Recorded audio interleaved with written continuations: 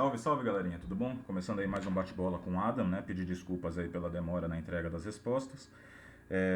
De novo, tô querendo instalar o Camtasia aqui, né? Mas infelizmente tá meio difícil, né? Bom, alguns informes, gente. Outubro rosa, tá bom?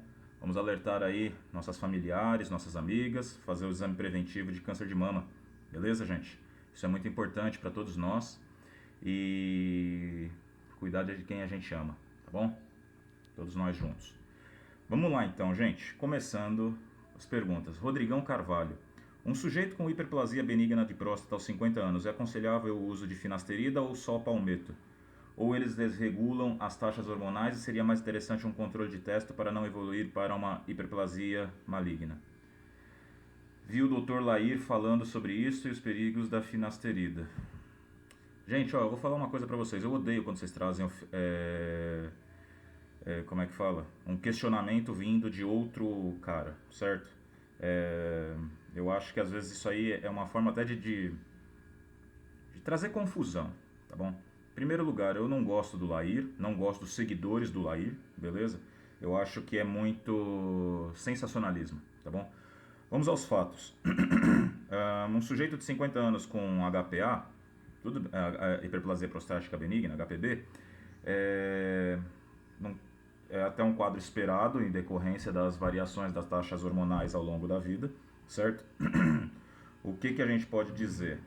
Em primeiro lugar, se é uma hiperplasia benigna, né, o uso de finasterida nem sempre é aconselhável, certo? O próprio proctologista ou urologista, se for sensato, ele não vai fazer a prescrição desse medicamento à toa, tá bom?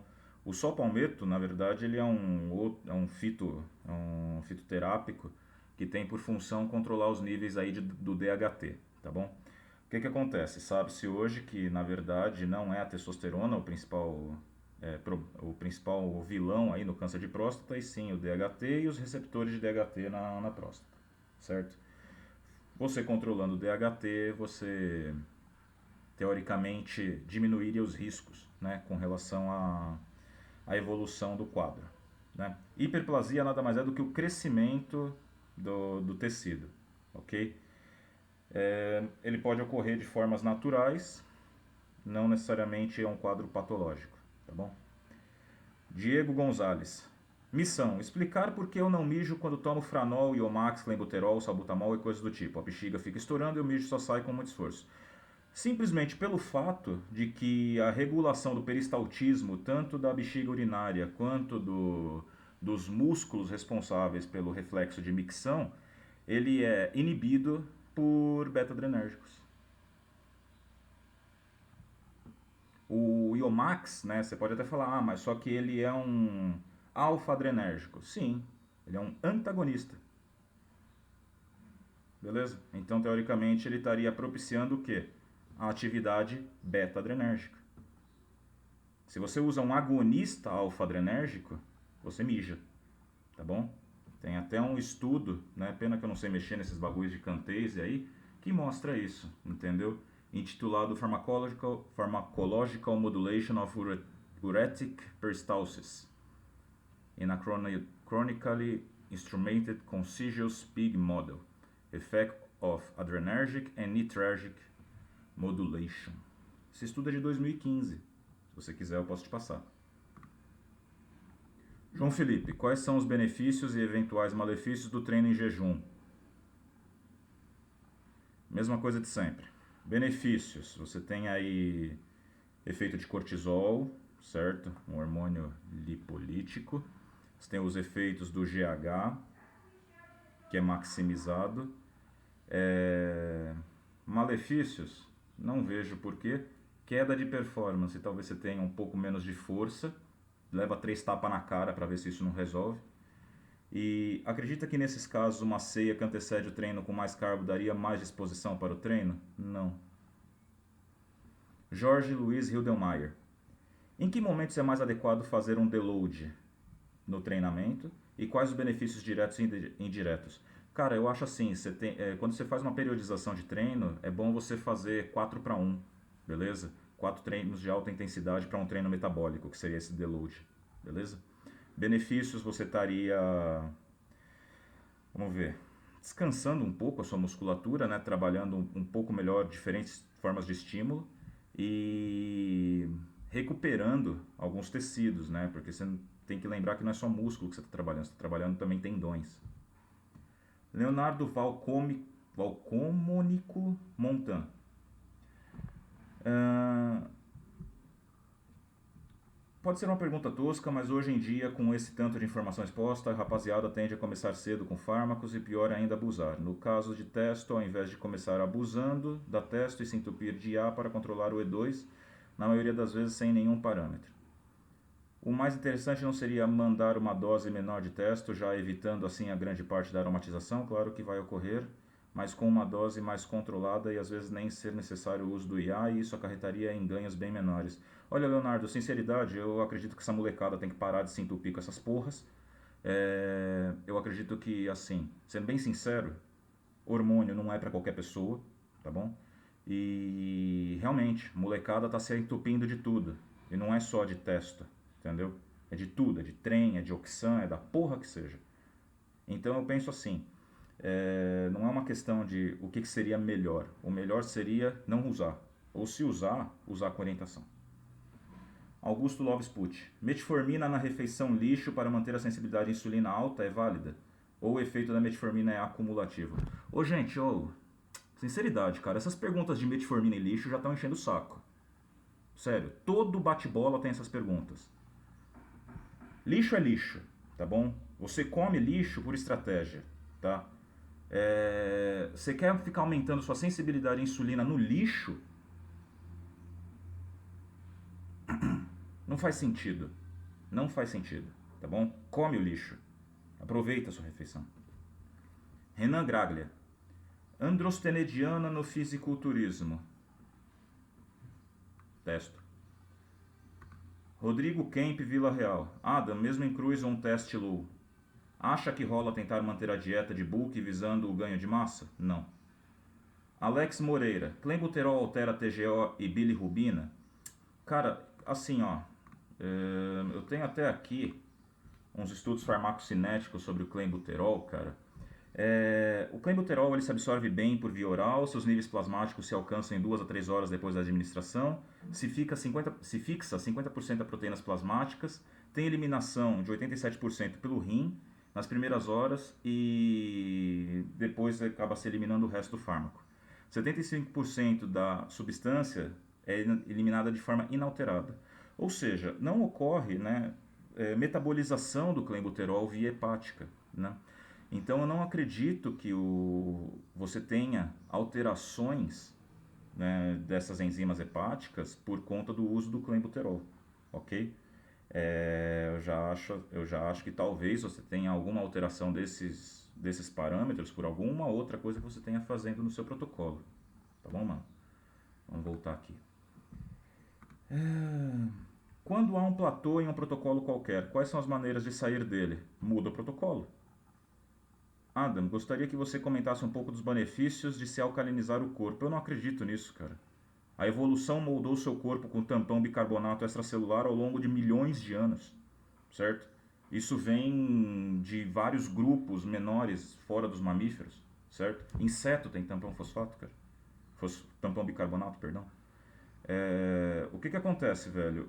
Hoje virou moda essa história de alcalinizar o corpo, né? A pessoa fala em usar um pouquinho de limão, etc. Vamos lá, gente. O que acontece? Quando você aumenta um pouco o pH do seu estômago, automaticamente você tem um mecanismo contrarregulatório, às vezes até mediado por somatomedina, né, lá nas células parietais, para poder aumentar a secreção de bicarbonato, beleza?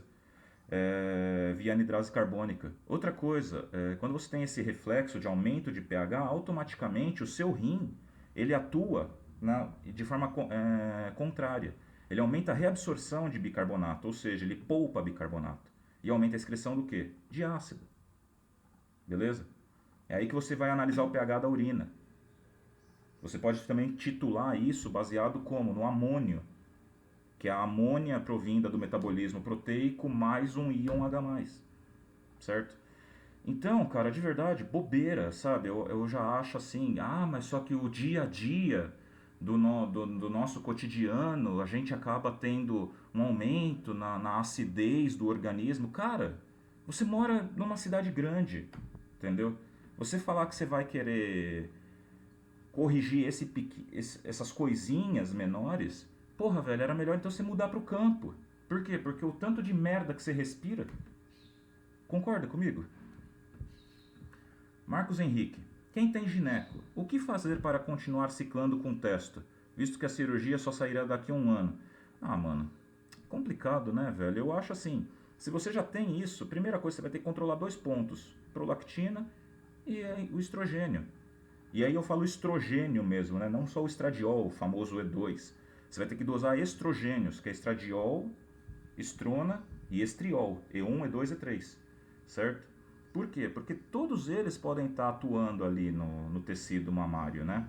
Associado à prolactina. Então, assim, você conhece as formas de se controlar isso, né, cara? Você tem lá os IAs, os CERMs, né? Alguns fitoterápicos. Beleza, maninho? Marcos Urvines Leite. Qual a sua opinião sobre vitamina C próximo ao treino? Vejo pessoas que defendem o uso no pós, por exemplo, enquanto outros são contra. Pode falar um pouco sobre isso pra gente? Olha, cara, assim, eu gosto da vitamina C, né, no pós-treino também, né? Tem aquela questão dela ser anticatabólica, de estar atuando em contraposição ao cortisol, né? Pré-treino, pô, legal, ela tem um efeito aí diurético também, né? Dependendo, numa fase de finalização, você tá precisando perder um pouco de água, ela pode auxiliar. Tranquilo, maninho? Daniel Garcia, low testo, 200, 300 miligramas. Períodos longos, 6, 8 meses, visando saúde e ganhos pequenos e um BF considerado bom. Válido? Não. Quer fazer o bagulho e faz direito. Gabriel Napolitano, retenção de água. Preocupação constante no dia a dia ou ser retido é legal? E como atuar, atenuar a mesma? Porra, mano. É uma preocupação constante no seu dia a dia, sim, certo? Um monte de água parado nas suas pernas dá uma sobrecarga no seu coração, tá bom? Ser retido é legal? É. No sentido de que, por exemplo, é uma retenção considerada fisiológica, ok? Seu corpo precisa de água. Não você virar uma caixa d'água que você aperta a sua canela e o dedo fica afundado. Isso é burrice. Como atenuar? Beba água. Aumenta o seu reflexo mictório. Hugo Hippolyte. O aquecimento, pump, no backstage tem risco de embaçar o físico se não for feito com o time correto do diurético e momento da apresentação? Se sim, o que se deve fazer? Porra, cara, essa foi uma das melhores perguntas de hoje, beleza? Tá relacionada realmente com o fisiculturismo, né?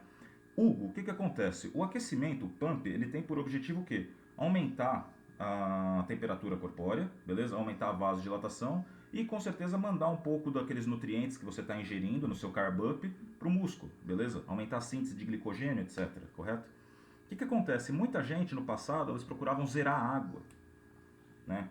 Só que daí tem um problema. Pô, como é que esses nutrientes que você está comendo no carb up vão chegar até a sua célula? Num cidadão que, porra, que nem antigamente os caras tomavam uma cartela de furosemida. Por isso que morria lá no backstage, certo? Então assim, cara, o que, que eu acho interessante? O aquecimento, ele tem que vir antes do show, beleza? Quanto mais ou menos? Olha, eu costumo fazer umas 2 horas antes, uma horinha antes, beleza? Por quê? Daí você tem que fazer o cálculo do retorno do sódio. Isso vai depender muito da condição na qual você chegou lá. Se você chegou completamente desidratado, muito ferrado, muito murcho, às vezes é interessante você fazer uma bomba de sódio antes, né? Para que tenha tempo de tudo e todos esses nutrientes chegarem até a musculatura. Você ficar com aquele aspecto round. Beleza, mano? Gabriel Machado, dada a fio de 36 em 36 horas ou TSD? Porra, sei lá, velho. Em que sentido? Ficar com o pau duro? Thiago Almeida. Ficar em low doses de cípio de testo 200 mg por semana, dividindo aplicações TDS. O DIN e o indol 3-carbinol controlaria o estradiol ou precisaria de um IA? Olha, parceiro, vou ser bem sincero contigo. Se você não é sensível, você não precisa de nem isso. Tá bom? Gabriel Camargo Nascimento. Lipomastia sai com decréscimo de BF? Até certo ponto, sim, entendeu? O problema é que daí se você tem muita pele solta ali, fica aquele aspecto meio murcho. Pode ficar feio. Gritão panquista. O uso de tamoxifeno em blast com o intuito de proteger contra a ginecomastia pode aumentar o nível de E2 total? Cara, o que acontece? Vocês têm que entender como é que funciona cada fármaco, certo? O tamoxifeno é um SERM, beleza? Ele é um competidor pelo sítio no qual o estrogênio se liga, beleza? Então não é ele que reduz o estrogênio circulante, ele apenas impede que o estrogênio se ligue no seu sítio ativo, certo? Que é o receptor estrogênico, que é um receptor intracelular, ok? Então, por exemplo, se você vai e usa um SERM, você não está baixando o seu estrogênio, ok? Está protegendo aquele tecido contra a ação do estrogênio, tá bom? E ele não aumenta o nível do E2. O nível do E2 vai aumentar por quê? Porque você está tendo maior aromatização, depende da dose que você está usando. Júnior Ari. Reposição hormonal com testosterona em homens com mais de 42 anos que praticam musculação realmente vai trazer benefícios em termos de saúde e estética? Se sim, existe uma dosagem segura para que não ocorra aromatização ou depende da individualidade biológica? Cara, o uso de testosterona ele é seguro, né, quando feito de forma inteligente, beleza? Então, por exemplo, uma reposição hormonal não é o que um fisiculturista faz de fazer aplicações semanais, diárias, certo? Uma reposição hormonal ela é feita a cada 15 dias, a cada 4 semanas, entendeu? E a dose é muito baixa para quem faz reposição hormonal, beleza? Até porque o fato do homem fazer atividade física nessa idade já vai estar auxiliando no aumento da, como é que fala? Da testo livre dele, entendeu? Então, cara, eu acho que assim, você não precisa necessariamente se preocupar com a aromatização nesse ponto, beleza? Bom, gente, fechei 21 perguntas, beleza? Esse foi um bate-bola rápido. Como eu disse pra vocês, a intenção do bate-bola sempre foi que fosse coisa rápida, beleza? Estavam vindo muitas perguntas complicadas, muito pesadas e que muitas vezes se tornavam repetitivas. Então, o que eu gostaria de pedir pra vocês, gente? Sempre olhem os outros bate-bola antes, beleza? Às vezes a sua pergunta já foi respondida. Vale a pena. Show! Gente, gostou? Clica aqui embaixo no joinha, favorita o vídeo, se inscreve no canal, me acompanha no Face, me acompanha no Insta, vocês podem ver, eu tô meio chupado, né? Preparação aí, seguindo forte, firme, rígida. E é isso, vamos em busca do melhor, vamos em busca do desenvolvimento, né? E sempre crescer também aí do ponto de vista psicológico. Beleza, gente? Agradecer aí Sintamax e Metamorfose Brasil por todo esse apoio que eu tô tendo na preparação. Nós, War, gente!